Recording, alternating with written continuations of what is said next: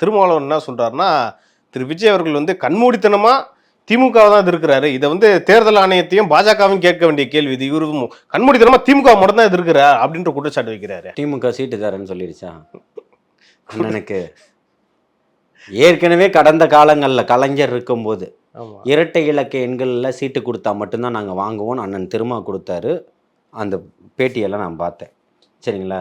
இப்போ ஏன் 6 வந்து இரட்டை இலக்க என்ன மாறிடுச்சா? இல்லை ரவிக்குமார் அவர்கள் சொல்வது விடுதலை சிறுத்தைகளுடைய கருத்தா?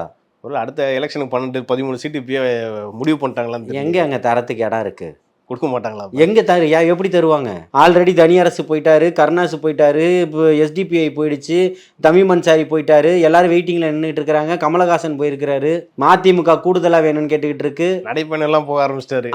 விடுதலை சிறுத்தைகள் கூடுதலாக வேணும்னு கேட்டுக்கிட்டு இருக்கு. கொங்கு ஈஸ்வரன் கூடுதலாக வேணும்னு கேட்குறாரு. கம்யூனிஸ்டுகள் நாங்கள் மட்டும் என்ன சாதாரணமா இல்லை சிபிஐ சிபிஎம் ரெண்டுத்துக்கும் அதிகரித்து சீட்டு கொடுக்கணும்னு சொல்கிறாங்க. எல்லாருக்கும் வாய் வந்துருச்சு. எப்பத்திலிருந்து? விஜய் அவர்கள் தலைவர் தளபதி அவர்கள் வந்ததுக்கு அப்புறம் இந்த பிள்ளைகளுக்கு எல்லாம் பேசும் திறன் வந்துருச்சு.